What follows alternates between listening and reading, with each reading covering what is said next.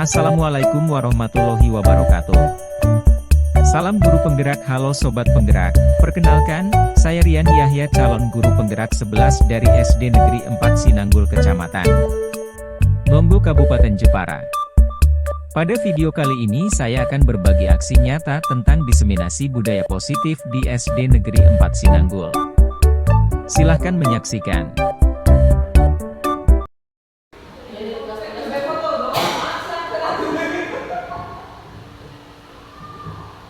Assalamualaikum warahmatullahi wabarakatuh. Alhamdulillahirobbilalamin wa bihi nasta'inu ala umuri dunya waddin, wassalatu wassalamu ala asyrofil anbiya'i wal mursalin sayyidina wa maulana Muhammadin, amma ba'd.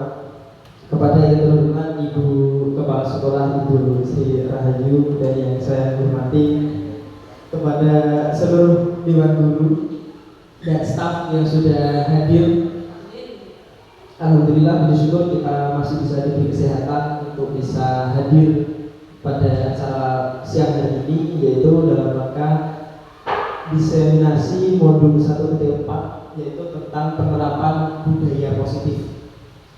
Ini nanti langsung saja mengalir karena keterbatasan waktunya. Nah, yang akan kita kupas pertama yaitu tentang budaya positif. Nanti isinya itu tentang apa saja kita akan belajar bersama. Jadi saya di sini bukan bermaksud untuk menggurui ya. Kita mari belajar bersama. Saya juga sedang belajar dan Bapak Ibu juga tentunya akan sangat senang ketika belajar kembali. Nah, ini yang pertama yang harus kita perhatikan, apa sih sebenarnya budaya positif? Nah, ini silakan bisa dilihat ya. Budaya positif itu begini. Budaya positif itu nilai kebiasaan di sekolah yang berpihak pada murid agar mereka dapat berkembang menjadi pribadi yang kritis, penuh hormat, bertanggung jawab sesuai dengan profil pelajar Pancasila. Ini secara teoritis seperti ini. Tetapi secara prakteknya saya yakin Bapak Ibu guru sebenarnya itu sudah melakukan itu. Namun mungkin belum belum sempurna, atau bahkan kita sudah melakukan dengan baik, tapi kita tidak menyadari bahwa sebenarnya kita sedang menciptakan budaya positif di sekolah. Yang terjadi seperti itu. Maka ini yang akan kita kupas selama kurang lebih 1 jam ke depan adalah yang ingin saya sampaikan di sini adalah tentang budaya positif yang nantinya harapannya kita bisa menjalankan sama-sama. Kita minimal menempatkan atau menerapkan konsep-konsep seperti berikut ini, Bu. Jadi konsepnya yang pertama yang harus kita kuasai dalam budaya positif, yang pertama ada tentang yang namanya disiplin positif. Yang pertama adalah tentang disiplin positif. Apa sih disiplin positif itu? Nah, maka dengan hadirnya Ibu Kepala Sekolah itu saya sangat senang sebenarnya ini ya, karena semoga nanti bisa digunakan dengan baik. Kemudian yang kedua adalah motivasi perilaku manusia. Jadi nanti kita belajar sebenarnya apa sih yang melatar belakangi minat anak kita nanti seperti apa, kebutuhan belajar anak kita nanti seperti apa. Kemudian posisi kontrol restitusi. Jadi sebagai guru dalam posisi kontrol ini nanti kita jelaskan satu-satu. Posisi kontrol restitusi itu nanti seperti apa. Kita sebagai guru harusnya ketika memberikan pengarahan kepada anak itu seperti apa. Kemudian yang keempat yaitu tentang keyakinan sekolah ataupun keyakinan kelas. Nah, ini yang tidak kalah penting Bapak Ibu. Jadi keyakinan kelas kita untuk membangun fondasi budaya positif itu harus kita mulai dari kelas kita masing-masing. Nanti kita akan membentuk yang namanya keyakinan atau keyakinan sekolah ataupun keyakinan kelas. Nanti budaya positif itu kita fondasinya dari sana. Kemudian yang kelima yaitu nanti tentang yang namanya segitiga restitusi. Segitiga restitusi itu apa? Nanti akan saya jelaskan. Nah, yang pertama tentang disiplin positif. Jadi disiplin positif itu gini Bu. Jadi cara penerapan disiplin ya, yang mengajarkan anak bertanggung jawab, menumbuhkan kesadaran diri berdasarkan nilai kebajikan. Jadi nanti disiplin positif itu arahnya itu mereka sadar dengan sendirinya tanpa kita paksa, ya tanpa kita harus gemboran setiap hari, tapi tetap kita harus mengarahkan. Nah, sebenarnya disiplin positif itu lebih ke arah mengontrol anak-anak ya dalam tindakan, seperti nanti endingnya dalam membentukkan disiplin positif itu anak itu sudah sadar, walaupun gitu, kita nanti membuat yang namanya kesepakatan kelas atau yang lain-lain, mereka akan ngerti bahwa yang mereka lakukan itu salah dan mereka harus memperbaikinya. Endingnya nanti harapan kita seperti itu. Jadi apa yang mereka lakukan, mereka bisa bertanggung jawab, mereka bakal sadar dan ngerti dengan apa yang mereka lakukan. Nah, kemudian ini tentang kebutuhan dasar manusia. Manusia ya, pertanyaan lagi. Nah, kebutuhan dasar manusia. Nah, ini bukan hanya di sekolah, tetapi juga kita di rumah harus apa ya, ngerti juga tentang ini. Nah, silakan disimak. Ini loh kebutuhan dasar manusia yang mempengaruhi kita semuanya dan juga anak-anak kita dalam kesehariannya. Yang pertama, semua orang pasti akan mengalami fase ini. 5 kebutuhan dasar manusia yang sudah pasti ada. Yang pertama adalah survival, kebutuhan untuk bertahan hidup, itu yang secara alamiah sudah pasti semua orang perlukan. Kemudian yang kedua adalah cinta kasih sayang atau diterima. Jadi seseorang itu pasti akan menunjukkan bahwa dia ingin dikasihi, ingin dicintai, ingin diterima, dia ingin diberi kasih sayang. Itu. Dan ini nanti akan mempengaruhi perilaku seseorang sesuai dengan kebutuhan yang mereka alami dan kebutuhan yang mereka butuhkan. Kemudian penguasaan, apalagi untuk anak-anak ini sangat dominan tentang penguasaan. Kebutuhan dasar manusia tentang penguasaan. Contoh, ketika anak terus tiba-tiba di kelas dia ingin dia sudah punya pensil tapi masih milih pensil temennya. Dia sudah punya penghapus tapi masih pinjam penghapus temannya, karena dia ingin menguasai. Aku juga pengen punya seperti itu. Nah, itu adalah faktor-faktor yang mempengaruhi hal tersebut. Kemudian kesenangan. Kesenangan itu contohnya ya ketika anak kita di kelas kemudian dia ada yang berejek dewe, nggak tidak memperhatikan. Itu ya karena mereka itu sedang mencari, mereka sedang ingin memenuhi kebutuhan mereka. Kebutuhan mereka pengen ketika di kelas dia memang lagi pengen senang-senang, dia pengen kebahagiaannya dengan cara yang seperti itu. Kemudian yang selanjutnya adalah kebebasan. Jadi tentang kebebasan. Jadi terkadang kita ada anak yang mereka cenderung ingin mereka ingin melakukan apa yang dia mau. Nah, itu berarti dia sedang mencari kebutuhan tentang kebebasan dia. Jadi aku pengen belajar ini. Nah, misalkan seperti itu. Nah, kemudian mari kita studi kasus bareng-bareng tentang mau kita latihan untuk melihat kebutuhan anak yang sedang mereka jalani, yang sedang mereka cari. Nah, di sini ada sebuah kasus. Minta tolong Bu Ira bisa membacakan. Oke, terima kasih Pak atas waktu yang diberikan. Saya akan mencoba membacakan kasus yang dialami oleh Bu Ria. Pada guru kelas 6 di SD Permai ini sedang bingung menghadapi ulang salah satu murid di kelasnya bernama Agus.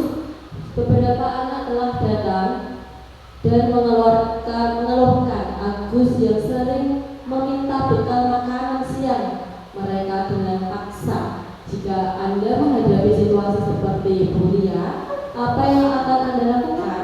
Menurut Anda, kira-kira apa alasan Agus melakukan hal itu? Menurut Ira dulu. Oke. Kira-kira apa yang Anda lakukan ketika ada anak yang seperti Agus ini? Terima kasih. Kalau menurut saya sendiri, ketika ada anak yang sedang menginginkan bekal seperti itu, bisa terjadi di lingkungan rumahnya sendiri itu Pak, memang dia butuh kasih sayang dari orang tuanya yang bisa ditanya, misalnya besok pagi ingin membawa bekal seperti apa, diberikan peluang untuk menyampaikan idenya, Bu, besok pagi saya ingin membawa bekal seperti ini yang seperti itu. Nah, kira-kira seperti itu, Pak. Jadi idenya anak yang ingin menginginkan sesuatu itu belum tercapai sehingga dia ingin bekalnya temannya seperti itu.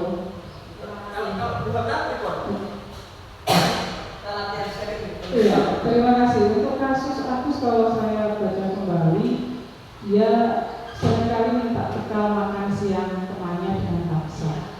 Mungkin hal ini dilatar belakangi karena Agus tidak bawa bekal, Pak. Tidak bawa bekal, iya, lapar Pak, siang habis pembelajaran lapar, mungkin karena kondisi yang lapar inilah Pak, kondisi yang terdesak dia harus mencari solusi. Dan cara dia tak bekal temannya dengan paksa. Mungkin seperti itu Pak. Terima kasih.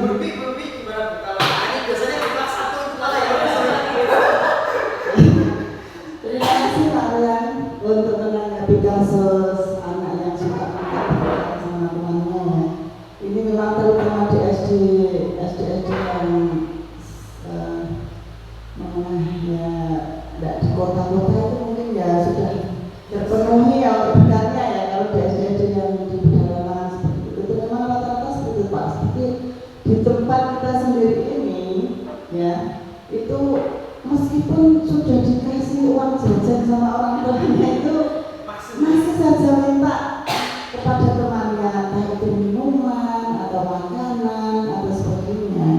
Itu tidak tahu ya penyebabnya apa, mungkin karena memang kebutuhan makannya banyak porsinya daripada yang lain.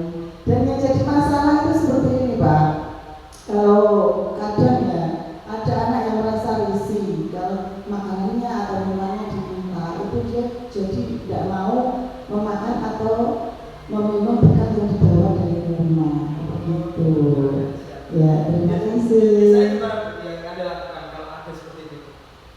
Yang saya lakukan, saya memberi memberi pengertian sama anak yang itu bekalnya meminta bekal teman itu ya.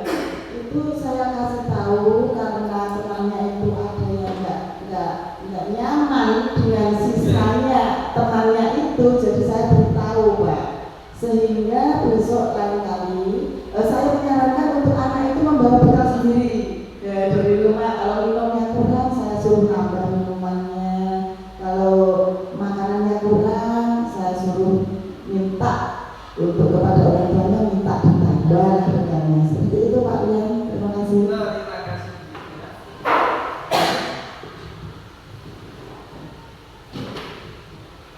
Terima kasih dari semua ibu guru, dan ini sangat membantu untuk kita karena sharingnya itu luar biasa. Kita itu butuh hal-hal yang seperti ini karena cara penanganan kita itu pasti berbeda, dan ketika kita mendapatkan masukan, kita mendapatkan ide dari rekan sejawat kita, pasti kita akan menemukan hal yang baru juga. Nah, sekarang kita coba lihat. Nah, seperti yang disampaikan Bu itu sudah luar biasa karena memang kita harus tahu, kita harus mencari tahu juga. Yang pertama, dalam konteks penerapan disiplin positif nanti ya, ini yang seperti yang Ibu Ria lakukan, bukan Ibu Ira ya, sebaiknya mencari tahu alasannya dulu. Nah, seperti yang disampaikan Bapak Ibu semuanya tadi, memang kita harus mencari tahu alasannya dulu, seperti yang sudah disampaikan tadi. Sebenarnya kebutuhan mana yang sedang Agus cari? Bisa saja yang pertama, jadi Agus memang seperti yang disampaikan Bu Hana tadi, ya memang Agus lagi lapar dan orang tuanya tidak membawakan bekal makan siang. Itu berarti dia sedang mencari kebutuhan dasar hidupnya tentang survival, tentang untuk bertahan hidup. Jadi dia memang lapar, makanya dia mau nggak mau ya minta, kan begitu. Kemudian ada kemungkinan yang kedua, teman Agus jadi perhatian Agus. Nah, jadi dia ingin diperhatikan keberadaannya oleh temannya. Kadang ada anak yang suka usir sama temannya, itu bukan hanya mereka yang usir, karena mereka pengen dianggap ada, dan mereka sebenarnya ingin dicintai dengan cara yang seperti itu. Begitu. Kemudian yang ketiga, bisa saja dia sedang ingin mendapatkan pengakuan bahwa aku loh hebat. Makanya dia merasa hebat karena temannya jadi takut sedang berada dalam posisi power untuk menunjukkan kekuatannya, kebutuhan hidupnya itu ya dia sedang untuk mencari validasi tentang bahwa dia aku loh yang paling kuat ini. Biasanya kan kalau ada di kita kan begitu kalau di SD. Kemudian yang keempat, bisa saja tentang freedom, tentang kebebasan, kebutuhan tentang kebebasan. Jadi aku merasa bosan dengan bekal yang dibawakan orang tuanya. Nah ini seperti yang disampaikan Budi, bahwa anak yang sudah di kota-kota besar itu ketika membawa bekal tidak menutup kemungkinan dia nggak minta temannya, pasti masih minta juga. Karena di situ dia sedang berada dalam masa kebebasan. Aku ya dibawa bekal ibuku kok ini terus, dia pengen cari yang lain. Nah seperti itu. Dan ada juga dia di fase fun itu hanya iseng, senang-senang aja gitu. Jadi dia dan ada itu anak yang menikmati keisengannya itu pun ada. Karena dia memang fasenya masih dalam taraf dia ingin mencari kesenangan. Nah, dan itu, ya betul. Itu adalah proses pencarian kebutuhan mereka. Nah, kemudian ini ada sebuah tentang hukuman, sanksi dan konsekuensi. Ini ada suatu ketika, ini ada anak yang namanya Iva. Iva itu kurang menguasai pelajaran matematika sehingga pada saat satu pelajaran sedang berlangsung dia lebih banyak terdiam diri atau menggambar di buku pelajarannya. Nah, pada saat guru matematikanya Pak Seno menanyakan pertanyaan Iva menjadi gugup dan dia tidak sengaja menjatuhkan tasnya dari kursi, serta tiba-tiba menjadi gagap pada saat berupaya menjawab. Seluruh kelas pun tertawa melihat perilakunya. Yang berbicara tergagap, kemudian terkejut. Pak Seno kemudian pada saat itu membiarkan teman-teman Iva menertawakan Iva yang tergagap dan malu luar biasa di dalam kelas, dan malah meminta Iva untuk maju ke depan dan berdiri di depan kelas sambil menunjuk hidungnya karena dia tidak bisa menjawab pertanyaan Pak Seno. Kelas semakin gaduh dan anak-anak pun tertawa melihat Iva di depan kelas memegang ujung hidungnya. Sekarang yang pertama, pertanyaannya, apakah Anda setuju dengan tindakan Pak Seno terhadap Iva? Mengapa? Menurut Anda tindakan Pak Seno terhadap Iva adalah sebuah hukuman atau konsekuensi?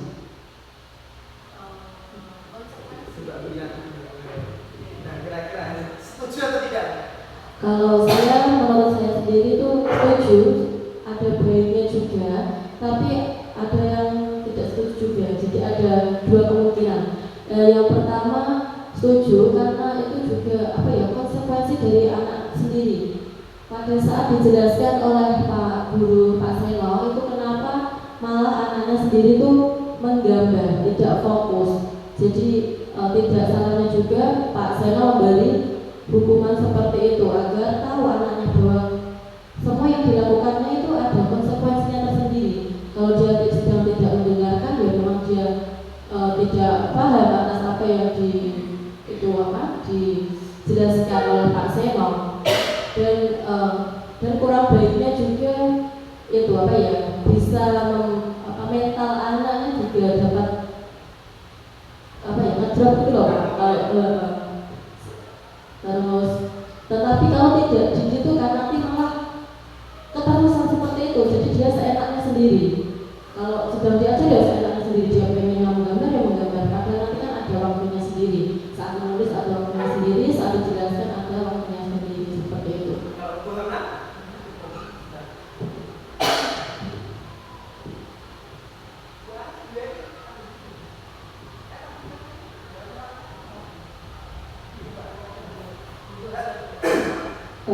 Sama halnya seperti Bunda, saya tidak langsung mencas itu benar atau salah, tapi pada dasarnya kenapa anak sampai tidak mau memperhatikan, dia sampai melakukan hal yang lain. Menurut saya itu perlu suatu identifikasi dulu. Guru sebelum melakukan pembelajaran melakukan identifikasi. Kita sebagai guru tidak boleh harus langsung memaksa. Ini matematika harus matematika, karena anak punya hak juga. Kenapa dia tidak tertarik dengan pembelajaran matematika? Kita sebagai guru juga harus introspeksi diri. Dan dengan dihukumnya di depan, dihukum di depan karena tidak menjawab pertanyaan dengan menunjukkan apakah itu tidak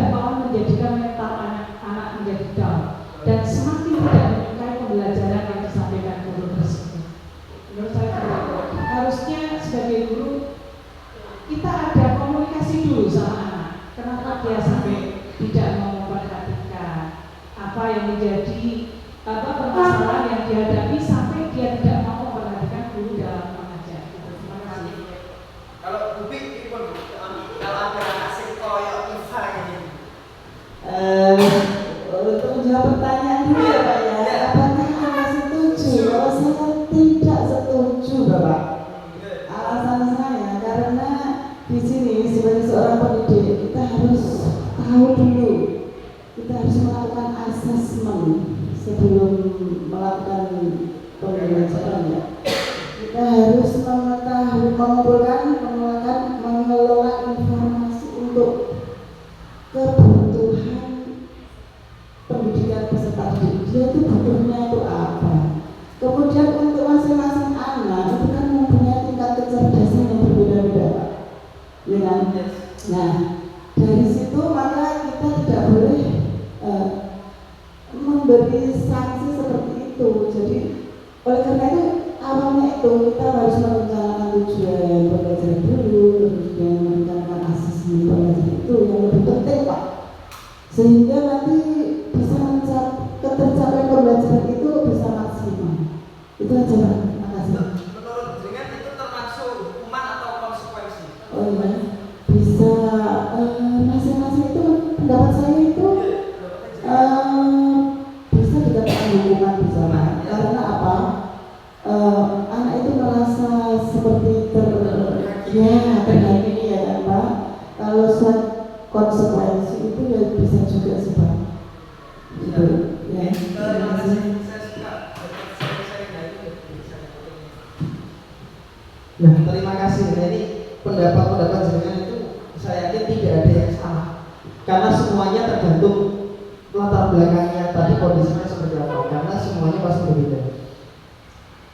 Nah, kemudian ini silahkan dilihat sebentar Bu. Jadi di sini ada tentang identitas Bu. Ini walaupun agak jelas ya. Ini bedanya mana hukuman, mana sanksi atau konsekuensi. Jadi yang sedang kita hadapi seperti kasusnya Iva tadi, mari kita lihat. Di sini ada jadi hukuman, perbedaan hukuman dengan konsekuensi dan juga restitusi itu begini posisinya ya. Kita sebagai guru, mari kita belajar bareng. Saya juga baru belajar setelah ini tadi. Hukuman itu lebih kepada kita menyakiti anak. Seperti yang disampaikan Bu Bika tadi sangat benar. Jadi hukuman itu kita lebih mendiskriminasi anak. Jadi bukan itu tujuannya ketika kita memberikan hukuman, tapi mau gak mau itu adalah hukuman. Walaupun tujuan kita tidak untuk kesana kan, tapi itu namanya hukuman. Karena mereka pasti akan merasa menjadi identitas gagal. Dengan kita melakukan hukuman tersebut, anak itu akan merasa secara tidak langsung kita memvalidasi bahwa anak itu gagal karena tidak mengikuti proses kita. Maka seperti halnya itu ketika di kelas, ada juga misalkan anak terlambat, kemudian kita suruh putar lapangan, kita harus putar lapangan itu sama, itu sifatnya juga hukuman. Karena itu akan lebih menyakiti. Jadi bedanya dengan konsekuensi, dan itu sporadis dari kita. Nah ini kita lihat yang paling bawah, wow, yang namanya hukuman itu terkesan negatif. Sedangkan kalau konsekuensi itu netral posisinya. Karena begini, konsekuensi itu sesuatu yang telah kita sepakati dengan anak. Anak kita kasih tahu dulu. Seperti ketika kita di kelas sekarang kan sudah punya ya sebuah peraturan. Nah nanti kita akan kesana. Tapi sebelum itu kita harus kenal bahwa konsekuensi itu juga tidak apa-apa kalau karena itu masih di tahap netral. Misalkan anak yang tidak membawa kaos kaki begini, nanti anak yang suka terlambat begini. Nah mungkin peraturan kita masih di sana. Itu namanya konsekuensi. Jadi anak sudah tahu gitu loh. Jadi kita tidak merasa menghakimi, tapi itu sudah antara kesepakatan kita dan anak. Anak sudah tahu. Nah itu konsekuensi. Nah tetapi yang paling positif adalah di sini ya kita harapkan nanti kita bisa mempraktekkan yang namanya restitusi. Restitusi itu sebuah pilihan, kita memberikan pilihan anak nanti untuk menguatkan murid agar dia dalam jangka waktu panjang nanti itu bisa menyadari dari intrinsipnya sendiri. Misalkan restitusi itu nanti harus kita bikin juga yang namanya tentang kesepakatan kelas. Jadi misalkan kita restitusi nanti seperti apa, nanti kita bahas di belakang, nanti ada waktunya. Nah, kemudian yang selanjutnya ini tentang motivasi perilaku manusia. Nah, ini jadi ada 3 dalam kesimpulan beberapa para ahli itu tentang motivasi perilaku manusia. Yang pertama, tentunya yang pertama, orang melakukan sesuatu itu yang pertama adalah untuk menghindari ketidaknyamanan atau hukuman. Yang kedua, untuk menjadi orang yang mereka inginkan dan menghargai diri sendiri dengan nilai-nilai yang mereka percaya. Dan yang ketiga, untuk mendapatkan imbalan atau penghargaan dari orang lain. Nah, ini orang melakukan sesuatu itu didasari dengan 3 ini. Unsur ini yang dicapai. Kira-kira yang paling tepat untuk kita lakukan sekarang kriteria yang mana?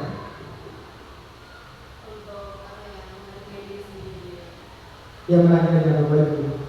Si orang yang mereka inginkan dan berdiri sendiri dengan nilai yang mereka percaya. Iya, itu yang paling positif lah, yang paling positif itu ya. Ya, memang tujuannya yang kita kejar, kita nanti pengen merubah anak itu biar bisa menjadi individu yang seperti ini, yang mempunyai motivasi dia melakukan suatu hal. Itu ya karena dia ingin menghargai dirinya sendiri dengan nilai-nilai positif, nilai-nilai kebajikan yang mereka percaya. Itu yang ingin kita kejar. Jadi tidak lagi dengan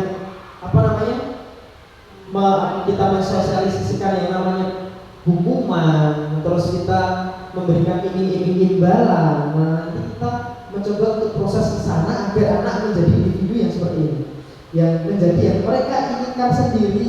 Dia melakukan sesuatu memang benar-benar karena kesadarannya sendiri. Nanti kita ingin membentuk yang seperti itu. Kemudian yang selanjutnya, nah silakan Bu. Nah, ini dilihat setelah kita mempelajari bagian tadi, kita lihat ke sini. Mari kita berlatih ini hukuman atau konsekuensi. Kalau tadi kita ditemukan dengan kasus karena kita belum belajar tentang mana hukuman, konsekuensi, mana restitusi. Sekarang kita coba lihat, mari berlatih hukuman atau konsekuensi. Yang paling atas kira-kira apa? Oke, dicoret ya, kira yang paling atas apa? Hukuman. Maka yang kedua, membersihkan coretan yang dibuatnya di atas meja tulis. Oke. Kemudian murid diminta untuk push up 15 kali karena tidak menggunakan masker sekolah. Oke, hukuman. Coba. Tidak apa-apa. Mengganti kertas tugas teman yang telah dicoret-coret. Konsekuensi. Ya boleh terserah, jangan jawab apa saja ya. Berjemur di lapangan basket pukul 12 siang karena ngobrol dengan temannya. Hukuman. Oke.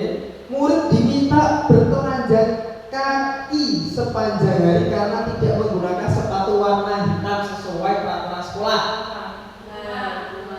Hukuman. Berdiri di depan kelas sambil mengangkat satu kaki karena tidak menjawab pertanyaan. Oke, sekarang kita lihat.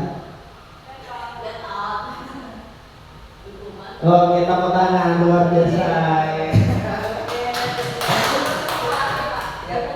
Betul semua.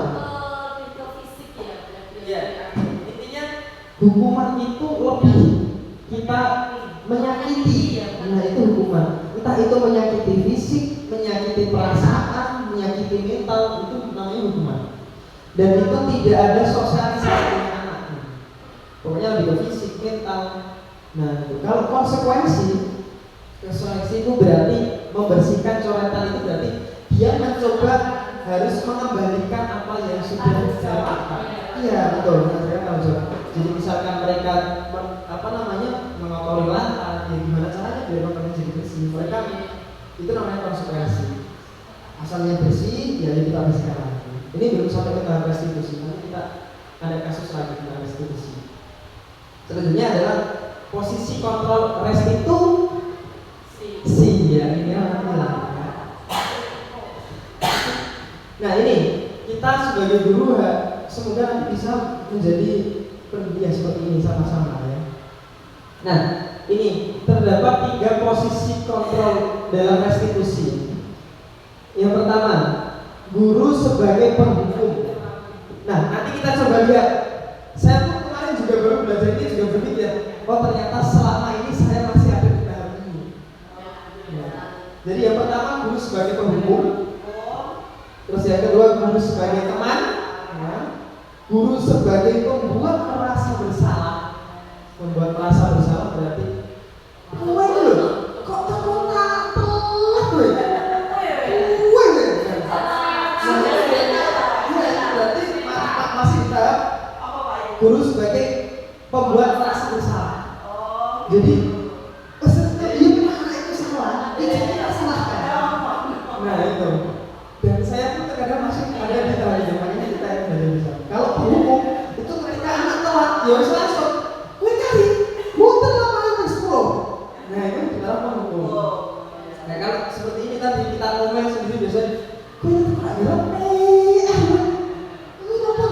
nah itu membuat membuat merasa bersalah. Kemudian sebagai teman itu misalkan kita nih ada ruangan kelas kotor, kemudian yuk masa sih kelas kita kotor, yuk kita bersihkan bareng-bareng.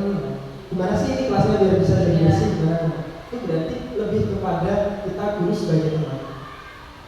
Kalau guru sebagai pemantau itu seperti apa? Jadi kita lebih mendisiplinkan anak sesuai kesepakatan yang telah dibuat. Tetapi harapan yang lebih bagus adalah yang terakhir, guru sebagai manajer. Setidaknya nanti kita bisa memberikan edukasi kepada anak untuk anak mendidik anak sebagai manajer. Paling tidak memanage dirinya sendiri. Nah, ini ada beberapa. Nah, ini ya kadang posisi kontrol yang terjadi nih Bu. Contohnya tadi yang saya sampaikan tadi. Pembuat merasa bersalah biasanya. Saya kecewa sekali dengan kamu.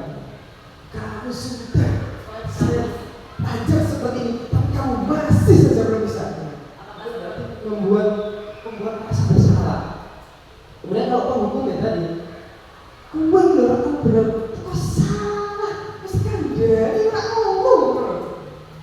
Nah itu namanya kita sebagai penghukum. Nah ini kalau teman tadi seperti yang saya sampaikan.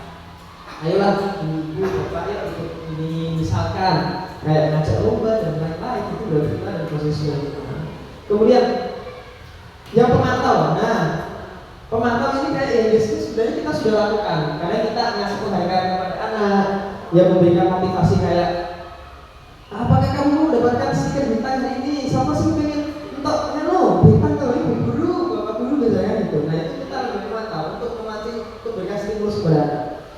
Nah untuk sebagai manajer, nah ini yang harapannya yang terbaik yaitu bagaimana kamu bisa menyelesaikan masalah ini. Jadi manajer itu kita memberikan pilihan solusi kepada anak dan kita mengarahkan anak untuk memberikan solusi menurut versinya dia ke arah yang lebih positif agar nanti anak yang telah merasa bersalah itu tadi ketika mereka kembali kepada kelompoknya, kembali kepada kelasnya, dia mampu bergaul lagi dengan individu yang lebih baik. Jadi nanti seperti itu biar bisa diterima dengan lebih baik. Jadi tidak malah kita menghukum, kita mengejek sebagai wes iya jelek bicara isu. Ya memang begitu wes isu malah jadi bisa ibu nih, no omah mulai guys, bisa ibu nih. Lagi begini wes habis nah, saya salah. Nah ini kan mental tambah kita sebenarnya. Kasih kita sebagai manajer apa? Nah, di antara kelima itu ya memang kita posisi yang kita harapkan nanti kita bisa menjadi seorang manajer. Nah, apa sih sebenarnya posisi kontrol, apa sih gunanya kita memahami ini juga ada ini, silakan. Jadi guru itu harapannya kita dapat berbuat sesuatu bersama murid, ya, mempersiapkan murid bertanggung jawab dan mendukung murid agar dapat menemukan solusi. Jadi ketika kita menjadi seorang pembuat merasa bersalah, mohon maaf saya juga kadang masih melakukan itu, semoga nanti kita bisa dibaik. Itu secara tidak langsung kita justru malah mengajak murid yang lain untuk menjadi penghukum juga. Misalnya kita diprotes, loh, kok ini solusinya? Kamu harus ngomong, aku loh sih guru, kok kau cari terus belum dia. Nah itu pada akhirnya kita juga secara tidak langsung memberikan apa ya? Memberikan stimulus kepada teman-teman yang lain untuk menjadi seorang penghukum juga. akhirnya kelas pun nanti tidak ada yang kondusif ketika anak ada yang melakukan kesalahan, ya akhirnya ya terjadi nanti, lu gue gak mau, cuma dulu sih satu. Padahal tujuan kita adalah tidak mencari siapa yang benar dan siapa yang salah. Kita adalah untuk mencari solusi agar bagaimana si anak ini biar bisa lebih baik seperti itu. Nah selain itu, posisi budaya positif itu mengacu pada restitusi yang dapat menjadikan murid sebagai manajer. Kita mengajarkan anak mencari solusi, kita tawarkan solusi. Iki kira-kira bagian itu bakalnya gimana? Bakalnya pengen jadi anak sekolah apa sih bakalnya? Kamu pengen itu seperti apa sih? Diperlakukan kamu seperti apa? Jadi nanti biar dia mengutarakan isi hatinya, biar kita juga tahu kondisinya seperti apa. Dan akhirnya nanti anak itu paling tidak dia bisa menjadi manajer untuk dirinya sendiri minimal. Sama seperti kita, pada kita bisa menjadi seorang manajer untuk diri kita sendiri. Karena kita itu hanya bisa membimbing seseorang. Kontrol seseorang itu yang bisa mengubah, yang bisa melakukan kita sendiri. Sama seperti kondisi anak kita yang bisa mengontrol anak itu sendiri. Makanya tugas kita apa? Kita memunculkan budaya positif tersebut. Nah, terus kemudian, kita beralih ke yang namanya keyakinan kelas. Nah, ini yang paling pokok yang paling penting, keyakinan sekolah ataupun keyakinan kelas. Karena ini yang akan menjadi fondasi kita semuanya. Kita kenali dulu, apa sih keyakinan kelas itu? Jangan mungkin pernah deh lihat kita sebenarnya itu kalah cepat dengan SPBU.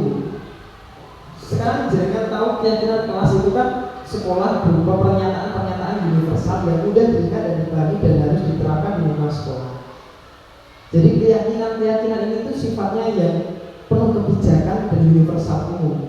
Contoh, sekarang itu sudah tidak zamannya keyakinan kelas, mungkin yang kita terapkan di kelas itu peraturan. Nah, kita bergeser dari yang namanya peraturan yang anak harus menghadapi konsekuensi, kita geser kepada keyakinan kelas. Jadi contoh, kenapa saya tidak kepala dengan SPBU? Sekarang di SPBU itu kan sudah sedikit sekali yang tulisannya dilarang merokok, itu kan sedikit sekali. Sekarang kan tulisannya kan sudah banyak, terima kasih tidak merokok, terima kasih telah membuang sampah di tempatnya. Akhirnya itu mereka sudah lebih cepat bergeser dari peraturan menjadi keyakinan. Nah, nanti kita akan, harapan kami nanti kita seperti itu semuanya. Nah, ini petanya nih. Jadi kita yang di warna pink itu tadi, yang di warna pink itu peraturan kelas. Ini yang harus kita rubah pertama. Yang kita bisa lakukan adalah merubah keyakinan peraturan ini. Kita naikkan menjadi yang namanya keyakinan kelas. Sudah tidak menjadi contoh. Dilarang buang sampah sembarangan. Kita nanti gali. Kita galinya dari mana? Bukan dari kita yang melarang, tapi kita sama anak-anak. Misalkan, memang awalnya dari peraturan kelas. Kira-kira apa peraturan kelas kita?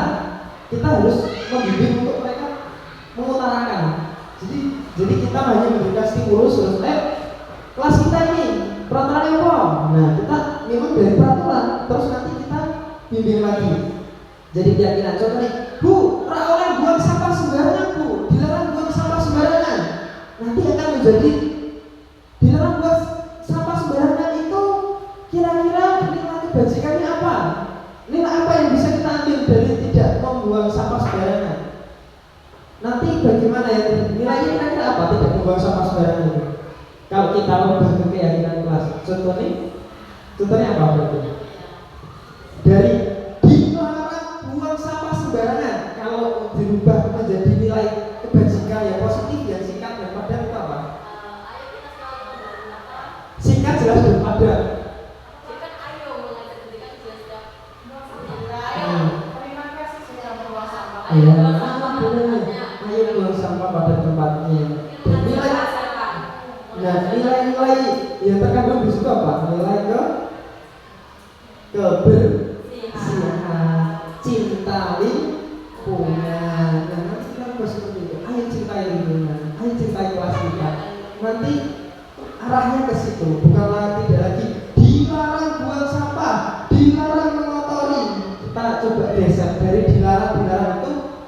value yang lebih, nah yang lebih persuasif, yang anak lebih bisa mengaplikasikan gitu. Nah, setelah keyakinan kelas kita terbentuk, nanti harapannya adalah lingkungannya menjadi positif, Bu.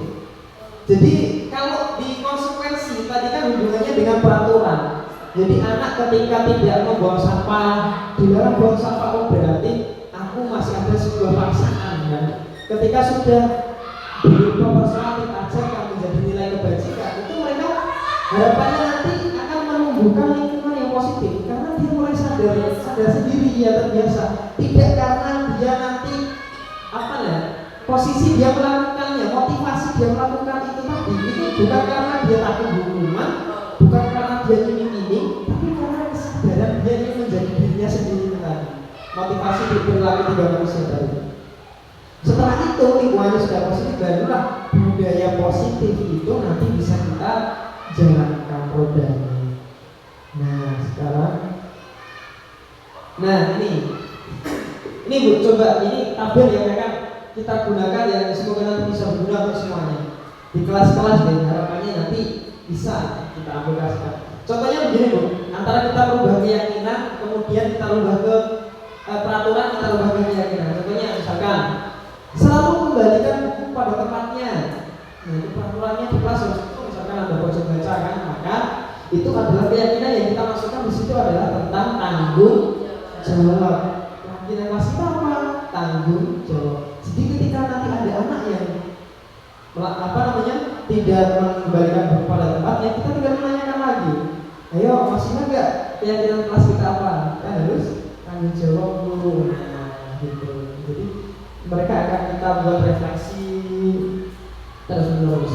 Kemudian dilarang mengganggu orang lain. Nah, dilarang mengganggu orang lain berarti keyakinan kelas yang kita bisa masukkan contohnya adalah menghormati orang lain dan diri sendiri. Kita geser ke situ nanti. Hadir di sekolah 15 menit sebelum pembelajaran. Sama ya, komitmen ya dengan tujuan. Dilarang melakukan kekerasan. Nah, nilai atau keyakinan kelasnya berarti apa? Tentang keselamatan, menghormati orang lain. Dilarang menggunakan narkoba. Ini misalnya kalau di kelas-kelas atas ya, kelas SMA gitu.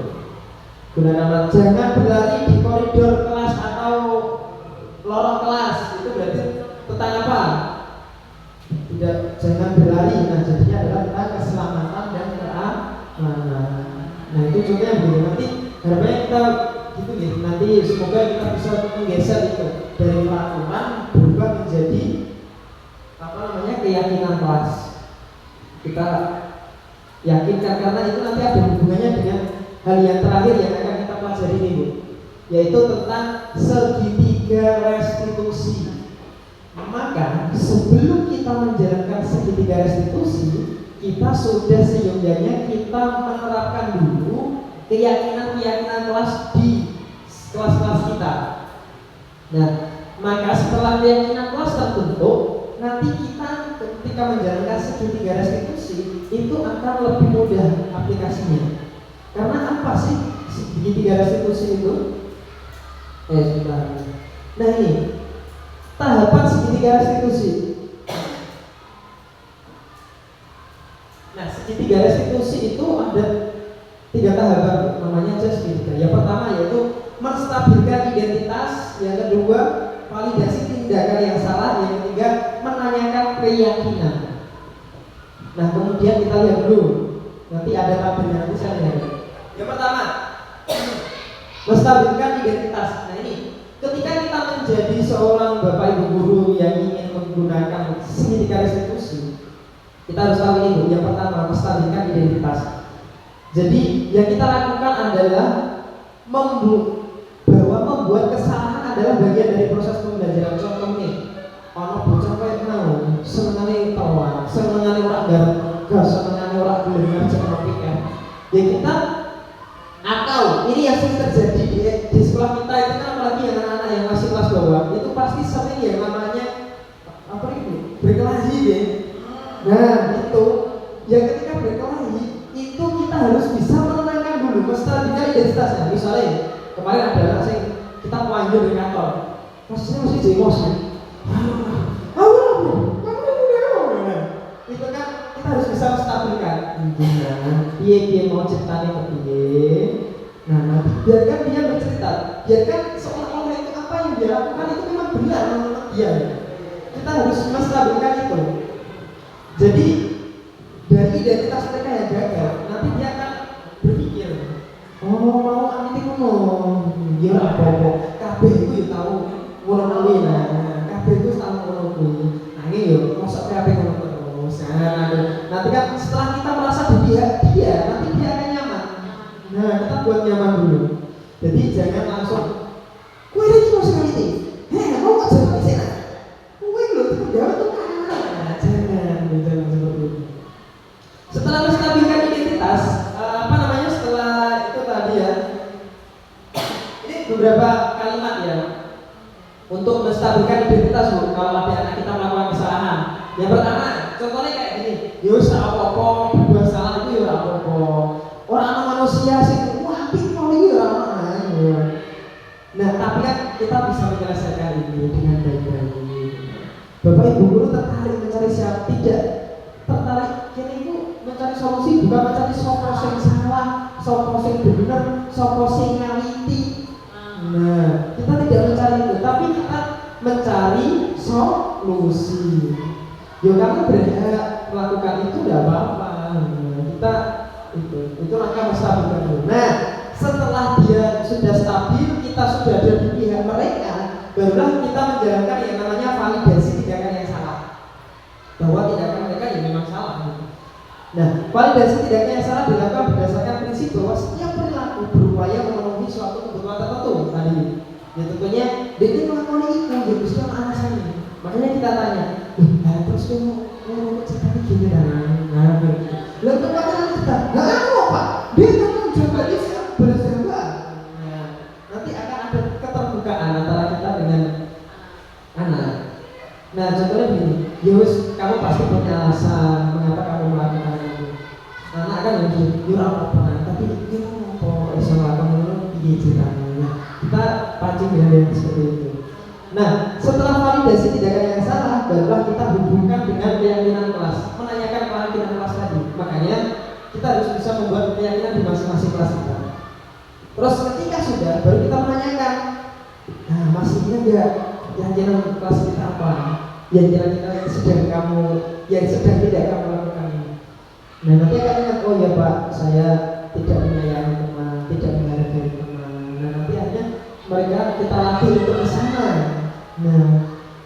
Nah apa yang kita percaya di kelas kita sih? Terus nilai-nilaimu apa? Misalkan kamu itu sudah menjadi anak yang bagaimana sih sekarang? Nanti kita kasih stimulus seperti itu. Terus kalau sudah kira-kira kan, ini pengen sih. Nek dari ini kudu begini. Berarti apa? Mau coba ini orang dari kita kasih stimulus.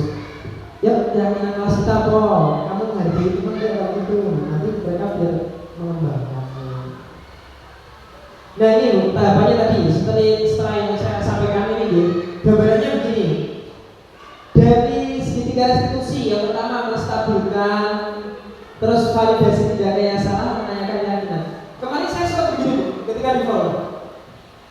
Saya tanyakan kepada fasil saya, Pak ini tahapan ini itu sebenarnya bisa divalidasi.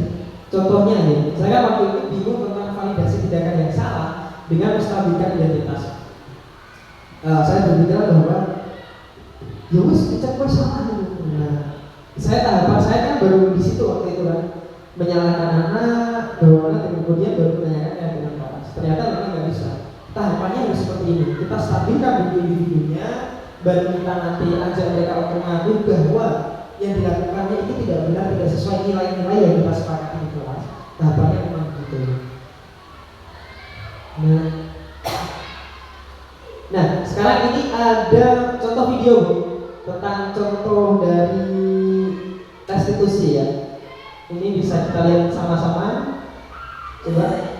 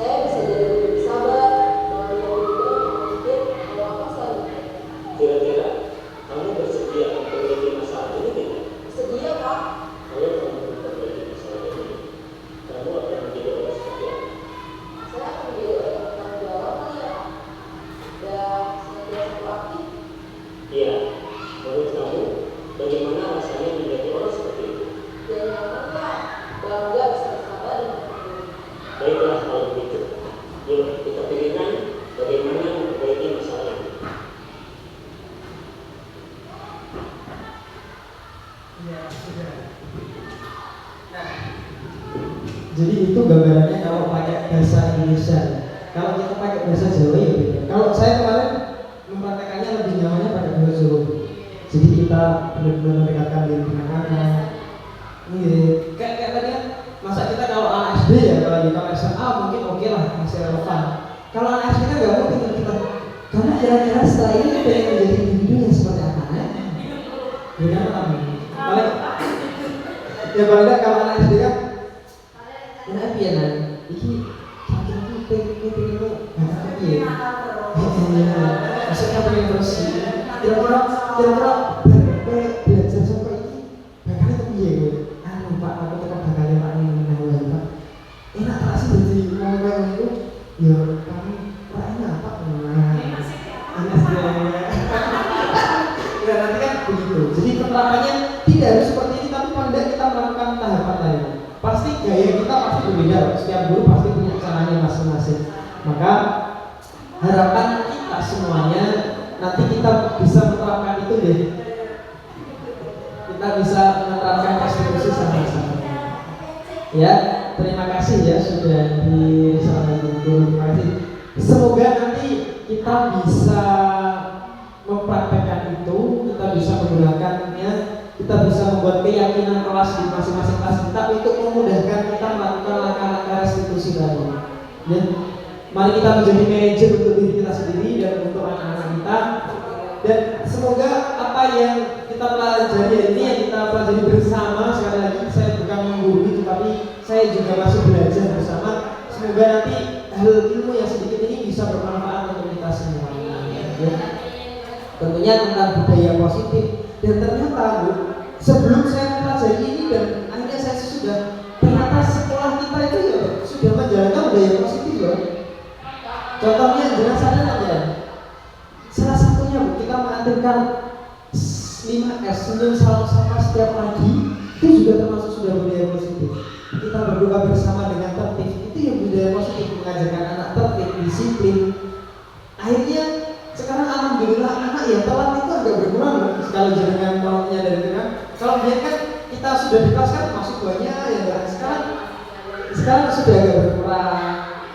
Terus setiap kelas mau masuk kelasnya Bu Hamna misalkan, hafalan perkalian dulu, kelasnya dulu biasanya Pancasila, menyanyi dulu. Itu budaya positif untuk membuat anak nyaman ketika masuk kelas. Dan itu luar biasa yang nantinya akan menjadi budaya positif yang ada di sekolah kita.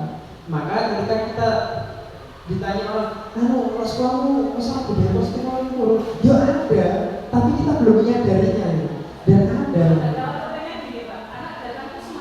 Betul, iya, itu yang paling penting itu.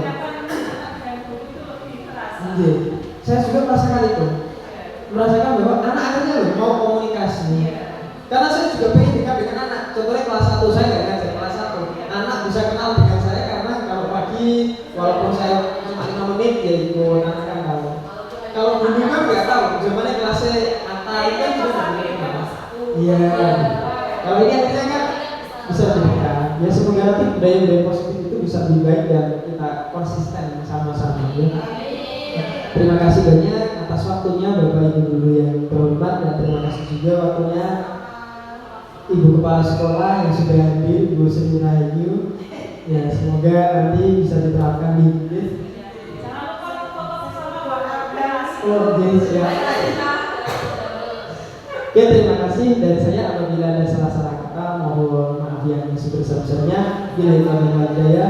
Wassalamualaikum warahmatullahi wabarakatuh.